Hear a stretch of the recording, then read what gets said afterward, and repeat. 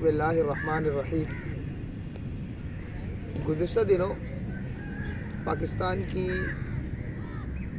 قومی اسمبلی سے ایک قرارداد منظور ہوتی ہے، اور وہ قرارداد جس کے اندر واضح دو ٹوک کھلا موقف ہے، جس میں یہ عبارت مینشن کی گئی ہے کہ اس ملک کے خداداد پاکستان میں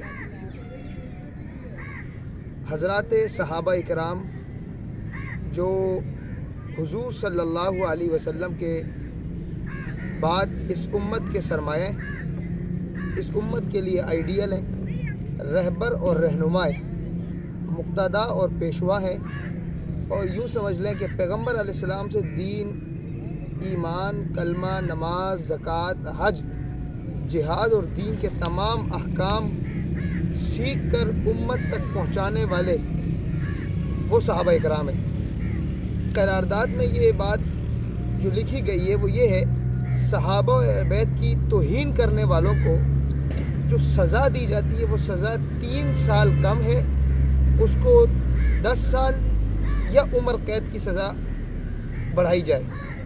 وہ قرارداد پاکستان کی قومی اسمبلی سے منظور ہوتی ہے۔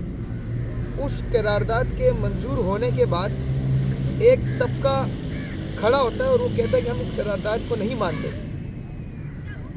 ظاہری بات ہے، پاکستان کے اندر جب بھی چوروں کے خلاف، ڈاکوؤں کے خلاف حکومت کوئی ایکشن لیتی ہے تو ڈاکو، آپ کو کیا لگتا ہے کہ ڈاکو یہ کہے گا کہ یہ قرارداد کو میں مانتا ہوں؟ بھلا کوئی اپنے خلاف ہونے والے کسی پرچے کو، کسی قرارداد کو منظور کرتا ہے؟ نہیں کرے گا۔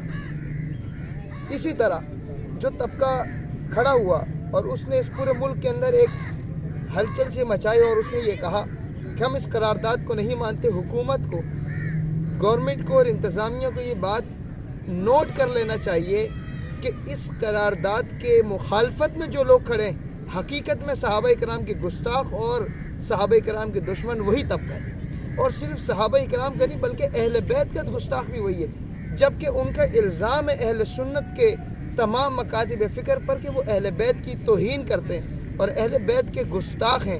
تو اگر ان کے اس الزام پر اہل بیت کے گستاخ کے خلاف قانون بن رہا ہے تو ان کو خوش ہونا چاہیے۔ کسی نے کہا تھا اس بل کے پاس ہونے سے بلیاں تھیلے سے نکل آئی ہیں۔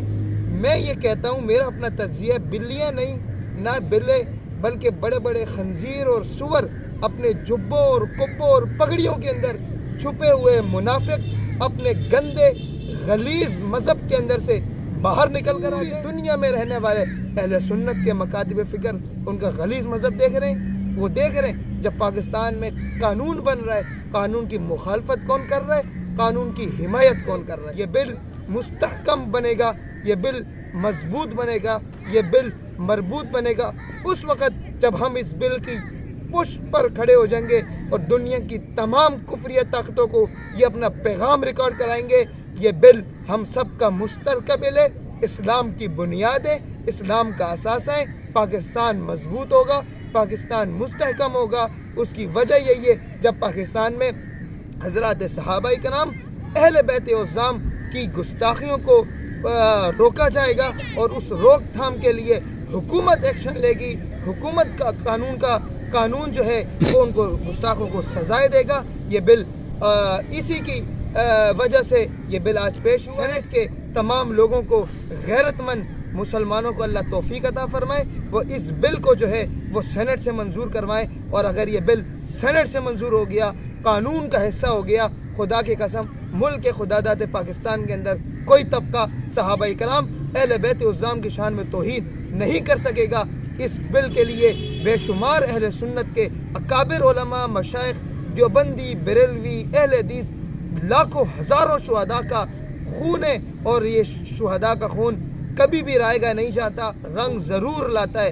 اللہ تعالیٰ پاکستان کو استحکام عطا فرمائے، پاکستان میں رہنے والوں کی حفاظت فرمائے، اور اس بل کے پشت پر کھڑے ہونے والے تمام لوگوں کو اللہ تعالیٰ سربلندی عطا فرمائے، استقامت عطا فرمائے، اور تمام مسلمانوں سے، سنی قوم سے درخواست ہے وہ ایک ہو جائیں، اپنے نجی اختلافات کو بلا کر آپ ایک قوم بن جائیں، ایک آواز بن جائیں. جان جاتی ہے ایک بار نہیں 1000 بار چلی جائے، اولاد قربان ہوتی ہے، بارہا ہو جائے، زندگیاں جاتی ہیں، بارہا چلی جائیں.